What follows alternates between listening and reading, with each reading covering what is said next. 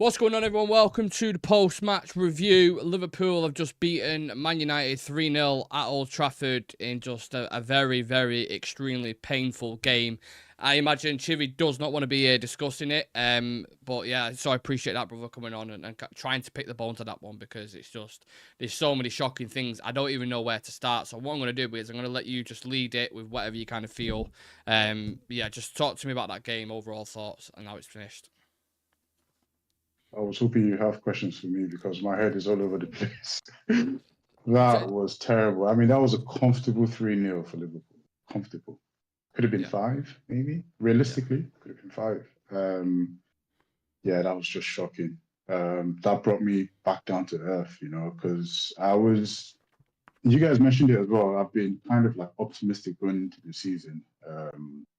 I was super Ten Hag out last year, but then I was like, yeah, I thought maybe we could see some change. I don't know, but that was terrible. I mean, we have to start with Casemiro. Like, we just have to start there. That was terrible. That was really terrible. I mean, I've been one of his advocates. I've been showing him a lot of support, like from last season. I thought a lot of the criticism was a bit unfair. I thought, even though he was bad last season, I always thought that the position that we played him in kind of exposed his weaknesses. And today, even though he did have some of those glimpses of attacking prowess and all that, the 2 goals I have to hold my hands up. Like that was his Awful. that was just down to him. Yeah, it was really down to him. But the bigger issue here, and what even made my heart sink more was if I could just attribute all of this to Casemiro, then that would be kind of easier, because you know that it's individual. But then at the end of the day, if we think that Ogati is going to come in and all of this is going to stop, then I think we'll be a little bit delusional, because there was a lot of mistakes in that team today, and that's what just made me feel a bit worse. Because I mean, if you could just attribute something to one person, then it's easier for you to take it, because well, we could just fix that by just taking him out the team completely. But then I remember Lisandro gave the ball away like before the goal. He gave the ball away twice in very, very dangerous situations. And I was like, that doesn't seem right. And then the goal that they scored that was cancelled, Kobe misses the interception. It goes to Gravenberch, and all of a sudden we're under attack. And I'm like, this doesn't look right. Like the way we set up, like it was.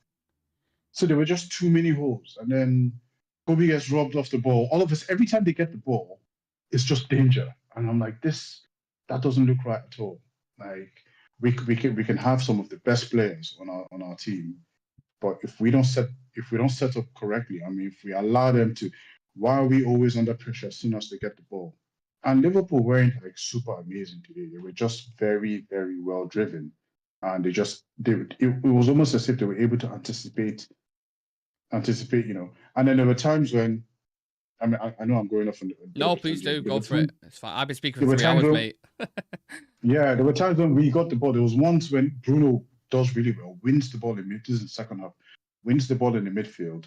Him and Collier kind of like double team and get the ball off McAllister. He feeds it in straight to Garnacho. Garnacho is charging down, and he's literally alone. There's him. There's Van Dijk.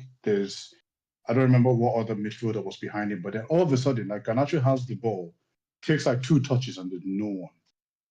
No one. You don't expect him to, like. So I was just like, man, like this just brought me right down to earth. And Aaron was right. Aaron been saying it since, like, it's not just going to be, but I don't know. This is going to be a hard one to take, man.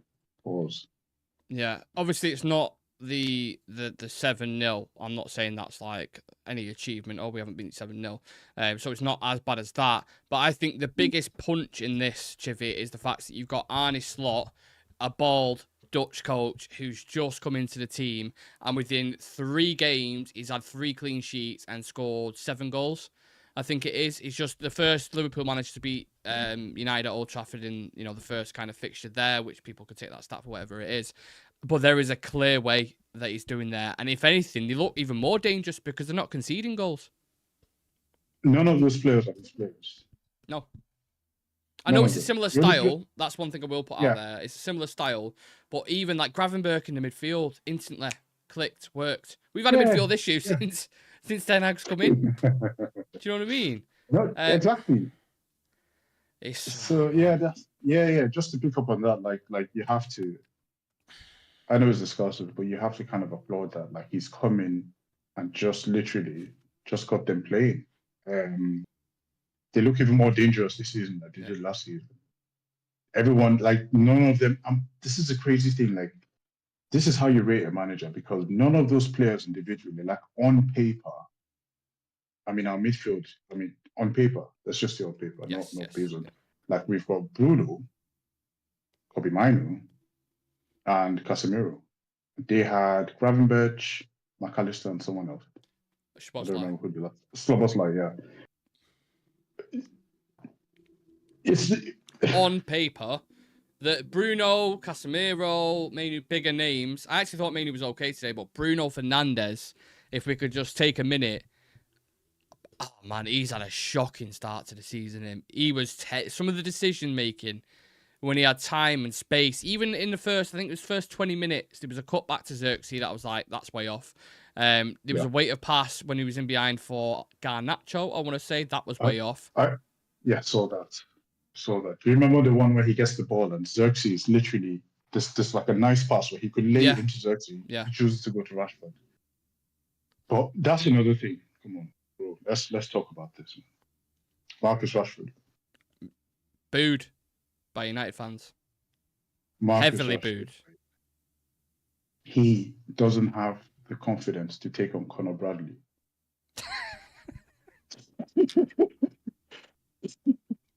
Bro, him and Conor Bradley one-on-one. This is the guy who ended Demichele's career.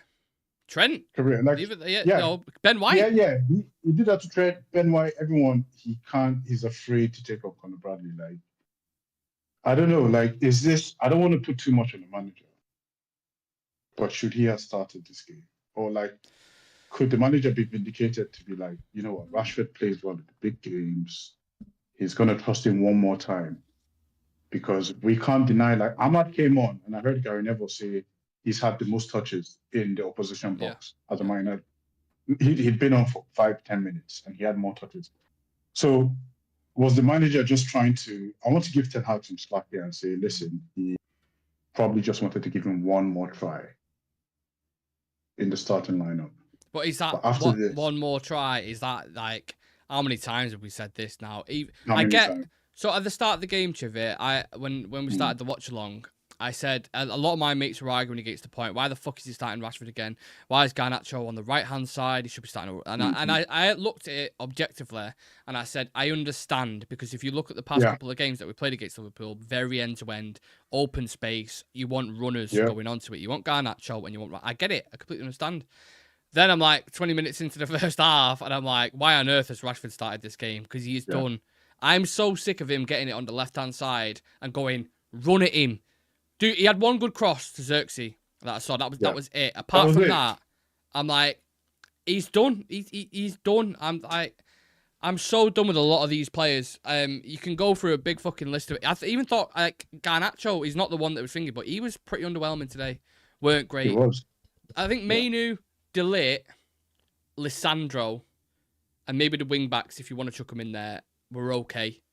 Apart from that, your senior players, I mean, you might disagree with a couple of them, that's fine. Your senior players, Casemiro, if that isn't the nail in his coffin, I don't know what is.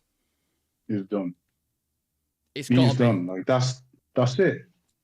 And what's most annoying now is that he's done on the 1st of September, when the window closes.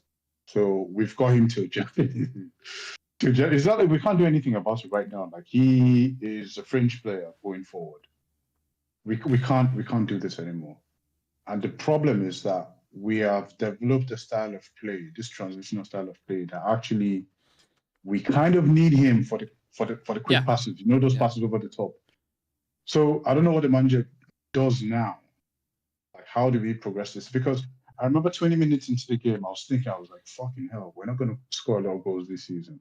Like, we're not. No. We have this bright sparks of play during the game in the midfield, but it just amounts to nothing. And yeah, I think tough decisions have to be made now. We're done giving players chances. Like Rashford, we're done. Casemiro, straight to the bench. Like if I'm saying this, like I've been his biggest. I've gone to war with you guys countless times over Casemiro, and I have to concede defeat with this one. Like he looked like an old man in that second. You know the second mistake he made when he fell over. He actually looked. You know when you bring like your mate in who's maybe likes to drink and a smoke and in a pub game, and they come in and they just sit in the midfield and kind of just plod themselves. That's what he looked like when he got pushed over. I was like, yeah, you know, fair enough. You've leaned up. You've got yourself tried back up to fitness to try get back into the team. But that is, it's so bad. Because when you concede 2 goals, you're done then, aren't you? Yeah. Like, you give yourself a mountain to climb. The rest of the players lose confidence around you. I'm not surprised because I said it'd be 3-1 before the game. That was my score prediction. The reason why I said it was because I saw the Brighton game and I said, again, at the start of the watch, so not that it's some self-preservation thing. The Brighton game, if you're giving turnovers like that to Brighton's front 4, who were good, but not as ruthless as... Look at Diaz, the second finish, Diaz's goal. Oh, my God.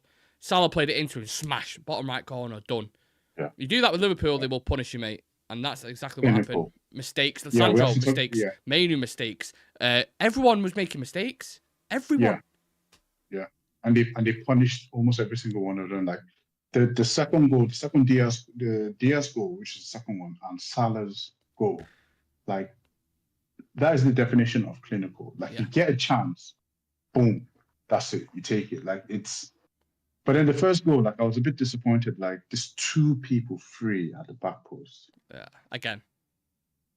Free, both of them. Like, basically, Soblosa had time to see that Diaz was coming in. And it's kind of, all right, okay, he left it. And then Diaz went for it. Like, it's oh my God, it's so bad. And then now it's the international break. Like, when we come back, the manager has a mountain to climb, man. Can I be honest? Go on. I know this is a bit knee-jerk and a bit reactionary, and someone actually asked me a question in the chat, and it was like, do you see us ever winning a league with Eric Ten Hag? And do you ever see us winning a Champions League? And in my head, the answer, Cups, yeah, obviously, because we've proven we've done it. Cups, I can see it, but the big titles, I can't see it under Ten Hag. And if that is the answer to the question, why should he be the manager? You know? I don't want to be... I am a reactionary person. I do like emotions on my sleeve and that. I was willing to give opportunity because last season was so bad with everything involved. And now you started it and it still looks as bad. And you've brought 5 players in. You brought De Ligt in, you brought Managerial in, and people can talk about Ugarte isn't in the team yet. And listen, Ugarte ain't the difference in that game. It's not the difference. That's what I'm saying. It's not him. It's not the difference. Like, yeah, maybe. I don't know. It's mistakes, isn't it? Because you can't put it all on the manager, can you? Because Casemiro's made 2 mistakes. And you're like, what can you do about that? Yeah, and goals change games. Let's be honest. Yeah, goals change games. Like that's what happens. I know. Like we've just lost 3-0, and I get what you're saying about being knee jerk, and I want to be rational, and see what happens after we get. If we have a good display against Southampton, usually I like to give like 5 games before I can then say, okay, this is what happens. Like, but his reaction from this would determine how we go forward from here. Like, we need to see a reaction, because if Southampton doesn't show any promises, then December, I think he might be out. If we don't see anything in the first 5 games, then we might be out, because we can't go to January and be like 11th. You know what I mean? Like, we can't be like 8th or 9th in January. Like, we can't. Oh, Gary Neville said in Cold Comms, Dan Ash was not stupid. He'll wait until December. And I actually find myself agreeing with Carragher, which tells you everything you need to know. And he was like, why is he stupid? Ten Hag's been here 3 years. You know, he's had time to get the style of play. And if we're still sat here after 2.5 years, 3, whatever it's been, I don't even know. Brains everywhere. And we're still sat here saying, but what if? Yeah, but this guy. Oh no, but this guy and this is. We're just making excuses on top of excuses on top of excuses. You know, I look at Casemiro. I'm like, he's the guy who made the mistakes. He has to take accountability. But is he being instructed from the manager every time you get it, vertical, risky? Is he saying that to him? In which case, is it then Casemiro's fault for maintaining that? I don't know. Sometimes I just feel like get your foot on the ball. There was an easy option. Go out to your wing back. The right back's open, Managerial. Why on earth did you need to play a line-cutting pass when Mainoo weren't even looking at the ball? Yeah, That's it what wasn't I'm even questioning. looking It don't make sense. Yeah. A guy with his experience, it makes no sense whatsoever. Yeah. So it's more than just an issue with the centre defensive midfield. It's a fundamental tactical flaw, and you see it in every game. And that's why I'm just. Yeah. I think we can build from the back differently. Yeah. I don't think we have to be hurried, because I know he did make mention of trying to get the ball from defense to attack within a couple of passes or something. But Yeah. I think now you and I are just here talking about football. This guy is a manager, an experienced manager, so obviously he has his, but I can only just judge based on what I'm seeing. It has to be different, because if you look at the way Liverpool were playing today, they weren't rushing to do anything. And anytime they tried to do this transitional thing, they knew exactly where the ball was going to. Players were ready for it. Everybody just kind of positioned, their position was just perfect. Yeah. Perfect throughout the whole game. And it's a tough one to take, man. It's a really, really tough one to take. But yeah. I don't know. I don't know where we go from here, man. I'm going to read out some quotes that are coming out from like Roy Keane and Eric Ten Hag and a couple of others. But before I do that, of course, there are the community who've put loads of comments in, so I'll try sift through as many as I can. Casemiro's a waste of nuts. That's from L. Andy Williams, Ten Hag is a cut manager. Simple as that. I've never in my life seen a United that looks incapable to score goals. You know how mad that is. That's from Andy Williams. David Pearson, Ten Hag tactics. Please, can someone explain to me what they are? It is third year now, and I don't understand. Brendan saying, but lads, Rashford holds possession, which is very important for one of your watchers. I don't know who he's alluding to, but everyone's entitled to their opinion. That's what football's about. I thought the 5-0... Yeah, probably. I thought the 5-0 was under Ollie or Ragnick. I don't know. Don't have a clue, mate. It's been that many bad results. It's yeah. The 5-0 was Mourinho. It was Jose. Jose, was it? Was it Jose? Oh, no, it was Ollie. It was Ollie. Yeah. It was Ollie. That was a gut-wrenching watch. I didn't think Leach started off well, but he did better after. Casemiro's gone. Just let him go to Saudi for free. I would maybe drop Bruno for a game or two as well. I think you've got to question how much rest Bruno Fernandes has had. He just looks exhausted, like fatigue and mentally. We're not expected to win the league this season. We're not even going to get top 4 this season playing like that. No chance. Nah, We've lost 2 of our first 3 games. Yep. Rasmus was a big miss today. Hopefully he can have a run without getting injured. Top 4's looking a bit of a stretch already. So many comments. Thank you everyone for getting involved. Appreciate you joining us when it's a tough time, to be fair, because a lot of people after a game like that just want to fucking turn off the lights, mate. Sit in the dark. We barely beat Fulham, struggled against Brighton and got walloped against Poole. And we finished 8th last year. So a lot of people disagreeing and agreeing in the chat. Right, Bruno Fernandes has come out after the game and spoken. Let's see what he said here. Let me get it up. Just a quick start. Ten Hag is the only Man United manager to have lost 3 Premier League home games by at least 3 goals in the space of a year. United comprehensive. Go on. No, go on. Sorry, I'm sorry. Go on. No, it's just from Laurie Whitwell. United comprehensively beaten, rushed attacks, gave away possession sloppily, became stretched, sparked at times, kept trying, but Liverpool, far more accomplished team, had quality in key moments. Yeah. I was going to try and predict what Bruno Fernandes' message was. Go for it. What do you reckon he said? Because I've got the quote here. Not the result we wanted. Is that a bingo? Did we get that? You're not far away. You're not far away, yeah. Yeah. Did he say, like, he definitely did not say we go again? He said, right, because there's a few quotes. We don't look to the past. We just have to make it different. We lost a game. Congratulations to Liverpool. They were more clinical. I don't look at the stats, but the game was tight. I'm not sure about that. I don't think the game was tight. In periods, it was. The first 20 minutes, maybe. But I don't think it was a tight game. When you concede a goal, you can't just point at one mistake. What's the point in saying Casemiro or Kobe lost the ball? They lost the ball because they wanted to be brave. It's part of football. Don't make it individual. That's what he said. He's obviously backing his teammates, but if I was in that dressing room, I'd be like, you just cost us the game there. Simple as that. Might be ruthless, people might say, but even Casemiro will know that. If he doesn't do that, you know. Yeah, I think part of the reason why he was taken off was just like a loss of confidence. I think it was the manager also just protecting him really, because it was one of those ones where once you are at that point, like you're just going to keep making mistakes. That's what you need to do as a manager sometimes. So, yeah. I've just. What did you make of? Sorry, go on. No, I said I've just seen a picture of Ratcliffe. I'm going to put it on the screen. I don't know if you can see the screen, Civir. Can't see it. Sorry. I've just seen it. I'll have a watch back later on. He's like that, head in his hands, sat in after the third goal coursing. Just put it on the screen. Everyone can see it. That is how I feel right now. That encapsulates everything what I'm thinking right now. It's absolutely shocking, man. And yeah, some huge decisions to make over the next couple of weeks as we wait for the international break to finish, which is going to be horrible now. What did you say, Civir? Sorry. What did you make of Xerxes? Like, I know, like his overall play. Like, what did you make of it? I don't know. I thought he was nice in parts. Sometimes, you know, you actually have a guy who can drop deep and link play. There was a couple of moments like that. I thought maybe he probably should have took one of his opportunities that he had. I thought there was two big chances, the header and then the cross from Rashford as well. Maybe a clinical striker finishes that. I don't know if that's nitpicking or not. I don't know. The one that came off his heel. The one where he stretches. Yeah. But then it's a matter of timing sometimes. You can't see the ball. Van Dijk's in front of it. Maybe that's a little bit harsh. I didn't think he was awful, but I didn't think he was great. Yeah.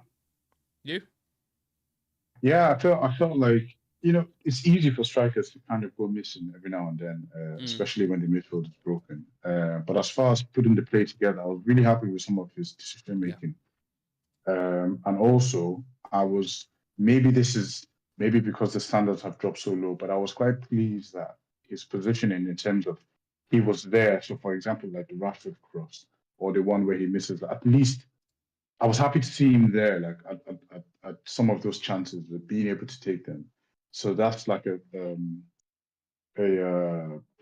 positive I took from that. But I felt bad for him that, you know, it had to be. I think this his first? Oh, no, he played against Fulham. So yeah, so it's not his first home game. But yeah, I really felt bad for him. It was not the kind of game that he, you know, the first game against Liverpool, and it was like a proper Dutch, like loads of Dutch people around, like. So yeah, I felt bad for him though. But I think I don't know, because what about the other signing? What about De Ligt? What did you make of him? Yeah, he had a really good cameo. I agree. It's difficult to then judge him because we lost 3-0 and he's a central defender. Like, yeah, so it's hard.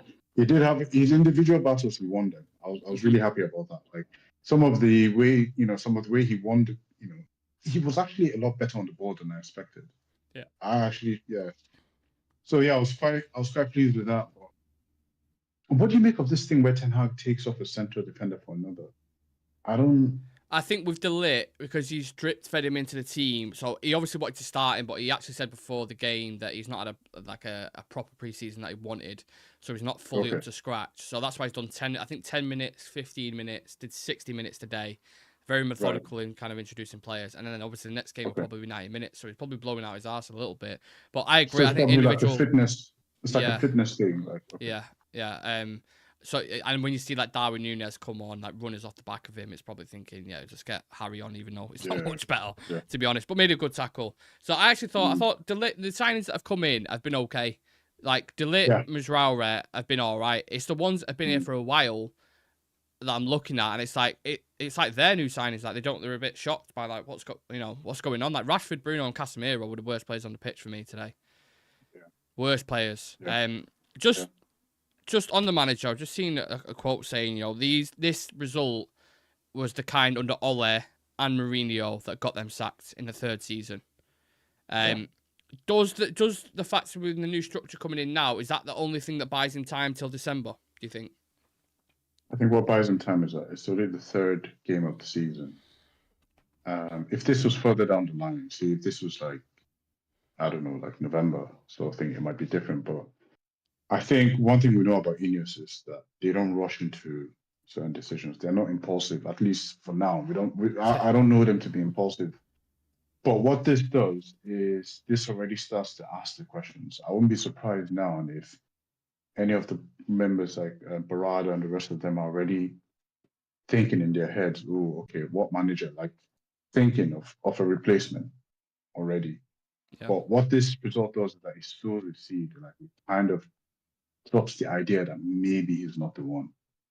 So now he has to prove that, he's the one. But this result is not just going to go lightly. I know they might come out and ask for calm and ask the fans to be patient, but they're going to be working behind the scenes. Like this is the one that's going to keep Ten Hag under pressure. And he's the response to this for the next 2 or 3 games, the Europa League game that, is going to determine his future. And if he really wants to stay here, he needs to do something different. Oh God, where do we go from here? Where do we go? I'm gonna go to Very comments. quickly on Ahmad. What did you make of him? Because I was so impressed with Ahmad. Best player on the pitch for United, hands down. My affinity with Ahmad. I've been obsessed with him for a while. And I'm glad he's getting minutes. I agree with the decision not to start him, but I'm not a manager, so what do I know in that sense? Exactly. I just had a feeling because I thought the way the game would go, Rashford and Garnacho on a counter in space, like it makes sense, right? A lot of people disagree with me. That's absolutely fine. But Ahmad, I mean, he has to start now. It's not even a question. Like, he is our best winger on form at the minute. I mean, the guy has bags of confidence. Like he's taken on 2 people, 3 people. Like I remember when he loses when McAllister thinks he's taking the ball off him, the corner, and he comes up, wrestles him, and gets the ball back. Like this is what you need. And all of a sudden, it's kind of like the rest of the team just kind of like woke up a bit. But yeah, you were gonna go to the comments. Sorry. Yeah. So let's read the last few out. We have been live for nearly half an hour now, and I've been live on the watch long for 3 hours. So I'm gonna read these last few ones, and then we can go cry in our rooms. If I was in the dressing room, I'd throw a bottle for Bruno for leaving his teammates out to dry. One of the worst performances I've seen from Bruno in a long, long time, I have to admit. Dino, to be fair, I normally find Bruno doesn't play well in the big games. We need more control, and he doesn't give you that in these games. I think he's a bit more of a flat track bully. I'm waiting for Eric Ten Hag to say he missed Scott. Who was that? Who said? That was Andy, I think. Andy's been Ten Hag out for a while, to be fair. He's consistently about that. Xerxes missed 2 big chances. Rasmus would have scored them. Still looks all right player, though. Yeah, I think I'd agree. So there's loads that I'm trying to get through. People going back and forth.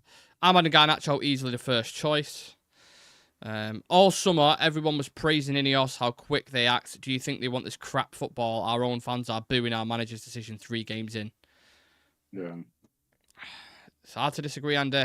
It's just like Ten Hag gets stay of execution till the end of the season on verge of sack, and then we go and win the cups. Makes it hard to sack him. No, I said my tether was short with Ten Hag this season. I'm pretty much done with him already.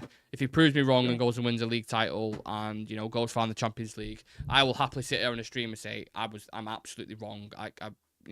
I'll be the first one to tell you that, but I don't see it. I really, really don't see it. Me neither. I just want to give him just two. I want to wait to see the response to this. But do you not think we've waited too long now? Yeah, because I know what you mean. But last season, remember last season I was calling for him to be sacked for a long time, and after when he changed things against Arsenal and then Brighton, even though we lost the Arsenal game, and then City, like I started to think, okay, maybe, just maybe. But I don't want to be too impulsive, but man, I can't go through that again last season. I can't. So imagine going through that again. I don't know. But without even players being injured, and it's the same results. That's what I'm talking about. Like, how he even makes it till Christmas if we're performing like this, I think it's unacceptable. Genuinely. I But what thought did we do then? Who's out there?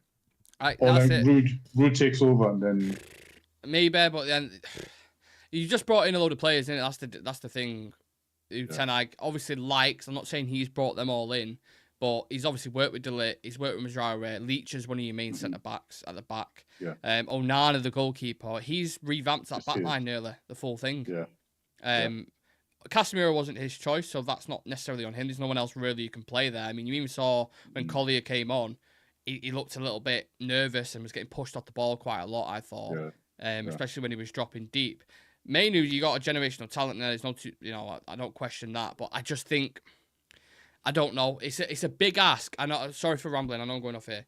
I'm going around in my mind and I'm thinking, you've got Bruno there who's counter-attacking football. You've got Rashford there, counter-attacking football. Casemiro, the balls over the top that we've seen from him, the quick kind of play, it's almost counter-attacking. I know he can play controlled, but it was with Modric and Cruz at Madrid. Garnacho's a counter-attacking player. Hoyland's a counter-attacking. Do you know what I'm saying? So you bring in another coach, how long then is it going to take? If you want to start playing football like Arteta and Pep, fuck me, you're going to need another 10 transfer windows to get rid of it. That's the thing. You know. Yeah, you've left us with something to think about there. Yeah. I think that's probably the best place to leave it, innit? And I left everyone else with stuff to think about. So what I'll ask you guys, if you can, I know you're pissed off, leave a like on the video for us if you can be asked. Subscribe to the channel. On 6,727 on the road to 10k. And also, just one question to leave you is, Erik Ten Hag, what do you do with him now? Do you back him? Do you sack him? Is it knee-jerk? Do you bide your time? Do you give him until December? Do you think he'll turn things around? There's a couple of questions to leave you and digest. Thank you for coming on, Civir. Like I said, I know it's difficult, isn't it, when you have a game like that. Yeah, pick up everyone in the chat as well for joining in too. Yeah, through the rain and through the sunshine, but we're still traveling through the rain at the minute, unfortunately. Let's see if this let's see if there's any sunshine on the way, shall we? Take it easy, everyone. Appreciate the support as always, and